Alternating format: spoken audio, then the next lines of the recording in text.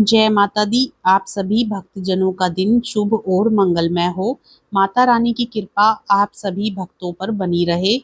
आज हम अध्याय 9 और अध्याय 10 की कथा सुनेंगे, जिसमें हम जानेंगे शुंभ और निशुंभ के वध के बारे में। तो आइए पहले सुनते हैं दुर्गा सप्तशती अध्याय 9 की कथा। राजा ने कहा, हे ऋषिराज, आपने रक्त बीज के वध से संबंध रखने वाला वृतांत मुझे सुनाया। अब मैं रक्त बीज के मरने के पश्चात क्रोध में भरे हुए शुंभ व निशुंभ ने जो कर्म किया वह सुनना चाहता हूँ। महर्षि मेधा ने कहा, रक्त बीज के मारे जाने पर शुंभ और निशुंभ को बड़ा क्रोध आया और अपनी बहुत बड़ी सेना को इस प्रकार सर्वनाश होते देखकर निशुंभ देवी पर आक्रमण करने के लिए दौड़ा। उसके साथ बहुत से बड़े बड़े असुर देवी को मारने के वास्ते दौड़े और महापराक्रमी शुंभ अपनी सेना सहित चंडिका को मारने के लिए बढ़ा। फिर शुंभ और निशुंभ का देवी से घोर युद्ध होने लगा और वह दोनों असुर इस प्रकार देवी पर बाण फेंकने लगे जैसे मेघों से वर्षा हो रही हो। उन दोनों के चलाए हुए बाणों को देवी ने अपने बाणों से काट डाला और अपने शस्त्रों की वर्षा से उन दोनों दैत्यों को चोट पहुंचाई। निशुंभ ने तीक्ष्ण तलवार और चमकती हुई ढाल लेकर देवी के सिंह पर आक्रमण किया। अपने वाहन को चोट पहुंची देखकर देवी ने अपने शूरप्र नामक बाण से निशुंभ की तलवार व ढाल दोनों को ही काट डाला। तलवार और ढाल कट जाने पर निशुंभ ने देवी पर शक्ति से प्रहार किया। देवी ने अपने चक्र से उसके दो टुकड़े कर दिए। फिर क्या था, दैत्य मारे क्रोध के जल भुन गया और उसने देवी को मारने के लिए उसकी ओर शूल फेंका, किंतु देवी ने अपने मुक्के से उसको चूर चूर कर डाला। फिर उसने देवी पर गदा से प्रहार किया। देवी ने त्रिशूल से गदा को भस्म कर डाला। इसके पश्चात वह फरसा हाथ में लेकर देवी की ओर लपका। देवी ने अपने तीखे बाणों से उसे धरती पर सुला दिया। अपने पराक्रमी भाई निशुंभ के इस प्रकार से मरने पर शुंभ क्रोध में भरकर देवी को मारने के लिए दौड़ा। वह रथ में बैठा हुआ उत्तम आयुधों से सुशोभित अपनी 8 बड़ी बड़ी भुजाओं से सारे आकाश को ढके हुए था। शुंभ को आते देखकर देवी ने अपना शंख बजाया और धनुष की टंकोर का भी अत्यंत दुस्सह शब्द किया। साथ ही अपने घंटे के शब्द से, जो कि संपूर्ण दैत्य सेना के तेज को नष्ट करने वाला था, संपूर्ण दिशाओं में व्याप्त कर दिया। इसके पश्चात देवी के सिंह ने भी अपनी दहाड़ से, जिसे सुन बड़े बड़े बलवानों लामद चूर चूर हो जाता था, आकाश पृथ्वी और 10 दिशाओं को पूरित कर दिया। फिर आकाश में उछलकर काली ने अपने दांतों तथा हाथों को पृथ्वी पर पटका। उसके ऐसा करने से ऐसा शब्द हुआ जिससे कि उससे पहले के सारे शब्द शांत हो गए। इसके पश्चात शिवदूती ने असुरों के लिए भय उत्पन्न करने वाला अट्टहास किया, जिसे सुनकर दैत्य थर्रा उठे और शुंभ को बड़ा क्रोध हुआ। फिर अंबिका ने उसे, अरे दुष्ट, खड़ा रह कहा तो आकाश से सभी देवता जय हो बोल उठे। शुंभ ने वहां आकर ज्वालाओं से युक्त एक अत्यंत भयंकर शक्ति छोड़ी, जिसे आते देखकर देवी ने अपनी मोहल्का नामक शक्ति से काट डाला। हे राजन, फिर शुंभ के सिंहनाद से तीनों लोक व्याप्त हो गए और उसकी प्रतिध्वनि से ऐसा घोर शब्द हुआ जिसने इससे पहले के सभी शब्दों को जीत लिया।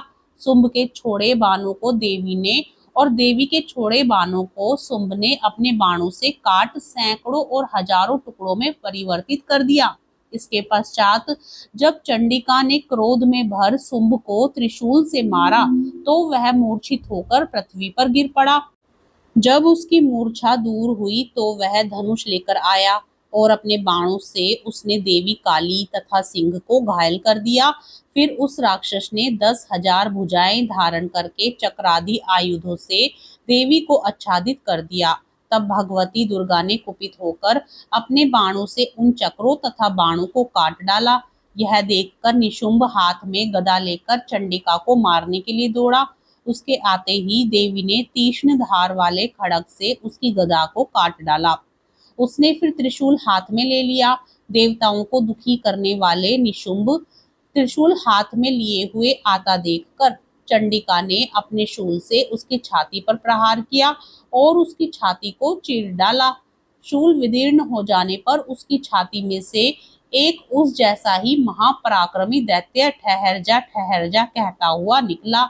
उसको देखकर देवी ने बड़े जोर से ठहाका लगाया। अभी वह निकलने भी ना पाया था कि उसका सिर अपनी तलवार से काट डाला। सिर के कटने के साथ ही वह पृथ्वी पर गिर पड़ा।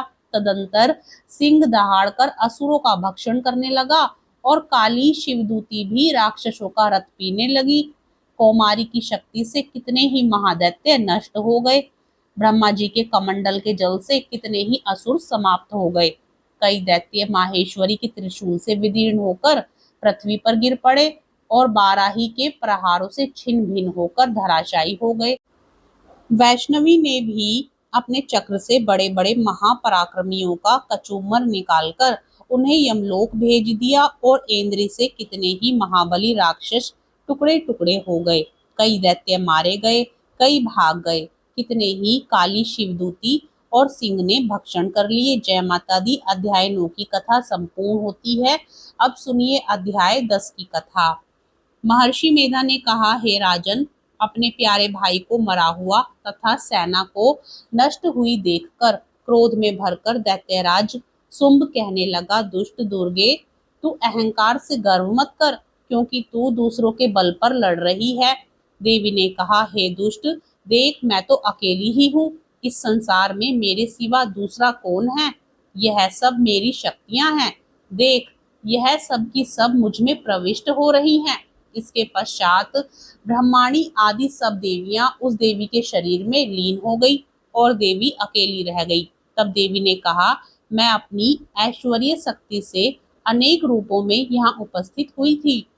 उन सब रूपों को मैंने समेट लिया है।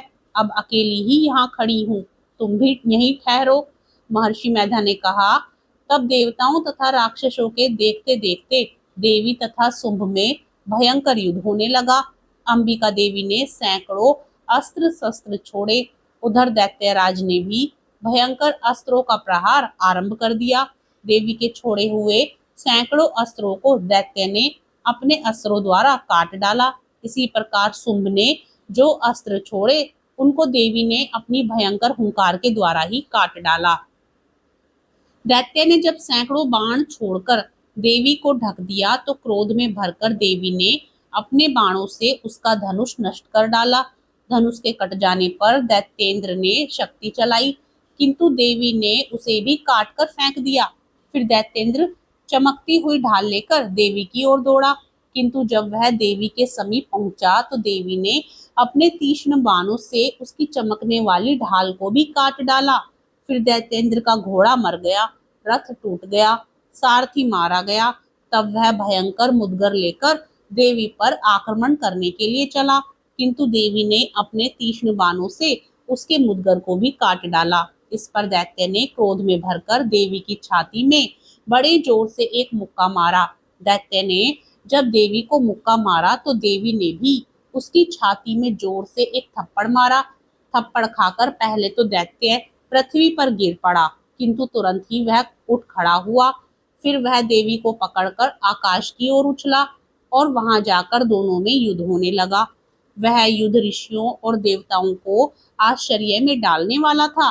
देवी आकाश में दैत्य के साथ बहुत देर तक युद्ध करती रही। फिर देवी ने उसे आकाश में घुमाकर पृथ्वी पर गिरा दिया।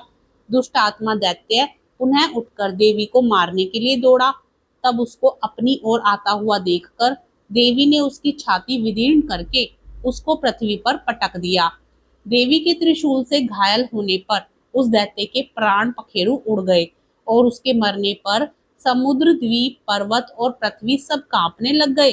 तदंतर उस दुष्ट आत्मा के मरने से संपूर्ण जगत प्रसन्न व स्वस्थ हो गया तथा आकाश निर्मल हो गया। पहले जो उत्पात सूचक मेघ और उल्कापात होते थे वह सब शांत हो गए। उसके मारे जाने पर नदियां अपने ठीक मार्ग से बहने लगी। संपूर्ण देवताओं का हृदय हर्ष से भर गया और गंधर्वियां सुंदर गान गाने लगी। गंधर्व बाजा बजाने लगे और अप्सराएं नाचने लगी।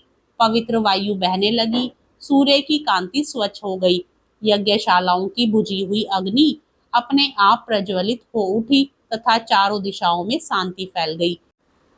कथा अध्याय 10 संपूर्ण होता है। आशा है कि आपको कथा पसंद आई होगी। वीडियो को लाइक करके चैनल को सब्सक्राइब जरूर करें। जय माता दी।